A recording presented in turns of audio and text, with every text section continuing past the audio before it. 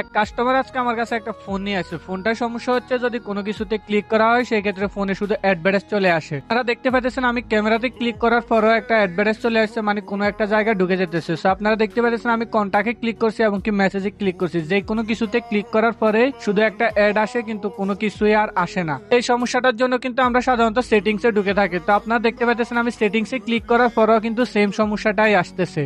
তো এই সমস্যাটা আপনারা কিভাবে সলভ করেন আমার এই ভিডিওটা সম্পূর্ণটা দেখলে আপনারা পুরোপুরি একটা ধারণা পেয়ে যাবেন। এই জন্য আপনারা উপর থেকে টান দিয়ে এখানে যে কর্নারে সেটিংস এর অপশনটা আছে এখানে ক্লিক করবেন। এরপরে এখানে দেখেন অ্যাপস লেখা আছে, এই অ্যাপস এর উপরে একটা ক্লিক করবেন। তো এখানে অ্যাপস এ ক্লিক করার পরে আপনারা এখানে দেখতে পারবেন ডিফেক্ট অ্যাপস। এই ডিফেক্ট অ্যাপস এ আপনারা ক্লিক করে দেবেন 4 নম্বর যে অপশনটা আছে ওইটাতে। তো এরপরে আপনারা এখানে দেখতে পাচ্ছেন যে হোম অ্যাপস, এই হোম অ্যাপস এর উপরে আপনারা একটা ক্লিক করবেন। ক্লিক করে এখানে যে দ্বিতীয় নম্বর অপশনটা আছে আপনারা সিম্পলি এই দ্বিতীয় নম্বর অপশনটা সিলেক্ট করে দিবেন। এটাতে ক্লিক করার পরে আমাদের যে সমস্যাটা ছিল ওই সমস্যাটা কিন্তু সলভ হয়ে গেছে। আপনারা দেখতে পাইতেছেন এখন আমি যে কোনো কিছুতে ক্লিক করলে কিন্তু আগের মতো কোনো অ্যাড আসতেছে না। সো এই ভিডিওটা আপনারা শেয়ার করে রেখে দিতে পারেন। পরবর্তীতে যদি আপনাদের ফোনে এরকম সমস্যা হয় তাহলে আপনারা কোথাও নেওয়া লাগবে না, নিজেরাই ঘরে বসে ফোনটা ঠিক করে ফেলতে পারবেন। সো ভিডিওটা কেমন লাগছে অবশ্যই কমেন্ট করে জানাবেন। যদি ভালো লেগে থাকে তাহলে একটা লাইক করে দেবেন আর ফেসবুক পেজটা ফলো করে দেবেন।